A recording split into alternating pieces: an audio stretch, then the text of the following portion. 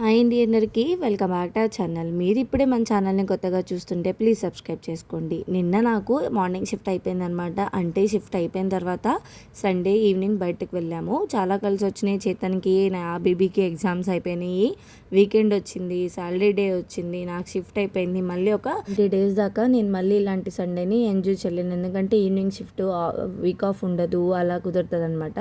అందుకని చెప్పి పిల్లల్ని వరకు తీసుకొని వచ్చాము. ఎప్పుడు వచ్చినా ఈవినింగ్ వచ్చేవాళ్ళం అనమాట. ఈవినింగ్ వచ్చి తినేసి వెళ్ళిపోయిన తర్వాత లేట్ నైట్కి అంటే 9:30 అరౌండ్ 10కి అట్లా పిల్లలకి మళ్ళీ డిన్నర్ ఎత్తుకోవాల్సి వస్తుందని ఈసారి ప్లాన్డ్గా 7:30కి అట్లా వెళ్ళామన్నమాట. సో దట్ మనం డిన్నర్ లాగానే కావాలనుకునే తినేసి రావచ్చు, పిల్లలు కూడా వెళ్ళిపోగానే పడుకుంటారని చెప్పి ఆ ప్లాన్ చేసుకొని వెళ్ళామన్నమాట.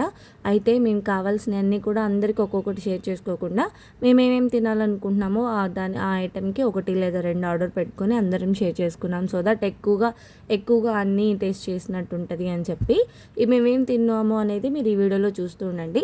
అలాగే నాకు ఒక డౌట్ ఉంది, మీరు కూడా మీ యొక్క ఒపీనియన్ని నాకు కామెంట్ చేయండి. ఇలా ఎప్పుడైనా ఒక్కొక్కసారి లైఫ్ని ఎంజాయ్ చేయాలనుకోవడం లేదా పిల్లలకి అన్నీ చూపించాలనుకోవడం తప్ప రైటా అనేది ఒకసారి కామెంట్ చేయండి.